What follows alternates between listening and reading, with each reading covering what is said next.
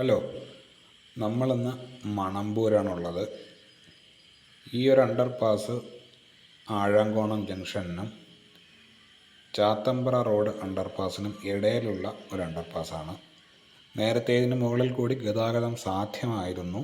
പക്ഷേ അവിടെ മണ്ണ് കമ്പാക്ട് ചെയ്ത് ശരിയാവാത്തതുകൊണ്ട് അവരൊന്നും കൂടി ചെയ്യുകയാണെന്ന് തോന്നുന്നു. ഇവിടുന്ന് നമുക്ക് തിരിഞ്ഞ്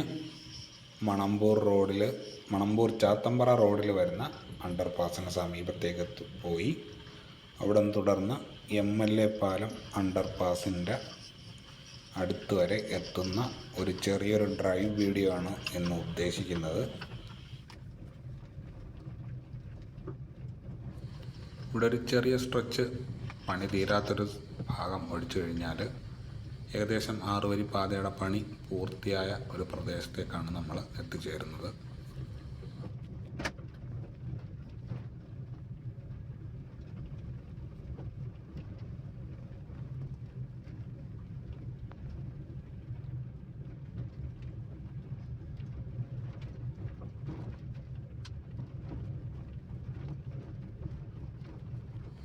ഇവിടുന്ന് അങ്ങോട്ട് ചാത്തമ്പ്ര മണമ്പൂർ റോഡിൽ വരുന്ന അണ്ടർപാസ് വരെയുള്ള ഭാഗത്ത് ഏകദേശം 6 വരി പാതയുടെ പണി പൂർത്തിയാതാണ്. ഒരുപാട് കാലം മുന്നേ പൂർത്തിയാതാണ്. പല വീഡിയോകളിലും കാണിച്ചിട്ടുണ്ട്.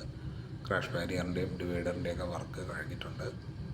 ഇനി ഇവിടെ പ്രധാനമായിട്ടും സ്ട്രീറ്റ് ലൈൻ ഇൻസ്റ്റലേഷനും 1-2 ലെയർ ടാറിങ് ഇവിടെ ബാക്കി ഉണ്ടാകാം. പിന്നെ ലൈൻ മാർക്കിംഗ് ഒക്കെയാണ് ബാക്കിയുള്ളത്.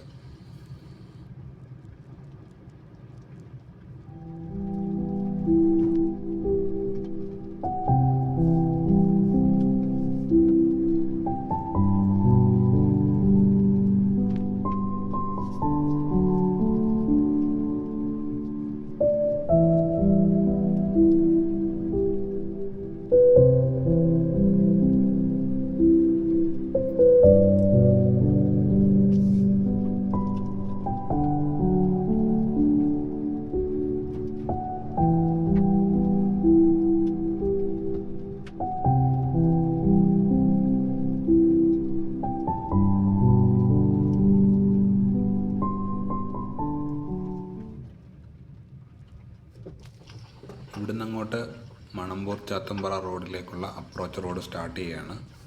ഇവിടെ എർത്ത് വർക്ക്സ് കുറച്ചുകൂടെ ആവശ്യമായിട്ടുണ്ട്. അതിനി അണ്ടർപാസിൻ്റെ കാസ്റ്റിംഗ് കംപ്ലീറ്റ് ആയതിനു ശേഷമേ ഉണ്ടാവുള്ളൂ എന്ന് തോന്നുന്നു. എന്തായാലും നമുക്ക് അണ്ടർപാസിൻ്റെ അടുത്തേക്ക് എത്തിച്ചേർന്ന് അവിടുത്തെ പ്രവർത്തികളും കൂടെ നോക്കാം.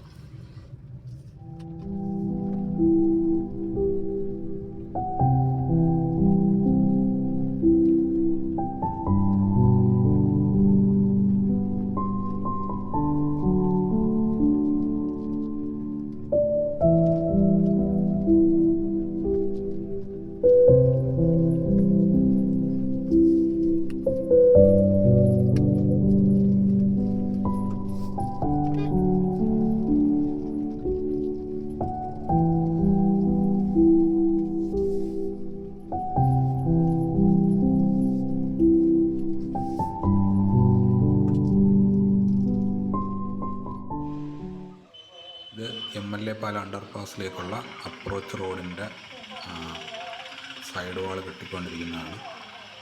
ഏകദേശം പൂർത്തിയായെന്ന് തോന്നുന്നു. ഇവിടുന്ന് തിരിഞ്ഞ് നമുക്കിനി ചാത്തമ്പ്ര മണമ്പൂർ റോഡിൽ വരുന്ന അണ്ടർപാസിൻ്റെ വ്യൂസും കൂടെ കാണാം.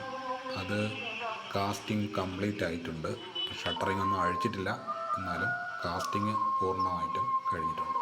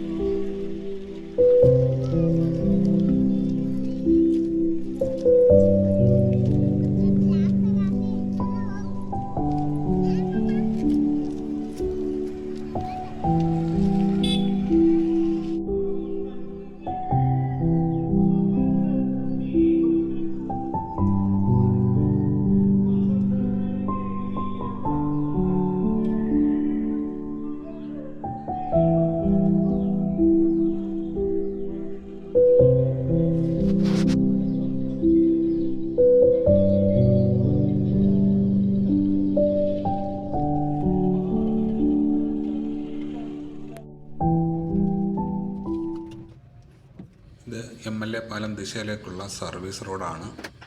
ഇങ്ങോട്ടൊന്നും കാര്യമായിട്ട് പണികൾ പിന്നെ നടന്നിട്ടില്ല. എന്നാലും ഇന്നലെ പോയപ്പോഴവിടെ സോയിൽ നെയിലിങ്ങിൻ്റെ പണികൾ തുടങ്ങിയതായിട്ട് തോന്നുന്നു. അതേപോലെ തന്നെ പാലാങ്കോണം ഓവർപാസിന് വേണ്ടി എടുത്തിട്ടിരിക്കുന്ന പിറ്റിൽ അവർ പമ്പ് വെച്ച് അവിടെ കെട്ടിക്കിടക്കുന്ന വെള്ളം പമ്പ് ചെയ്ത് കളയുന്നതും കണ്ടു. ഒരു പക്ഷേ പൈലിങ് സ്റ്റാർട്ട് ചെയ്യാൻ വേണ്ടിയിട്ടായിരിക്കാം.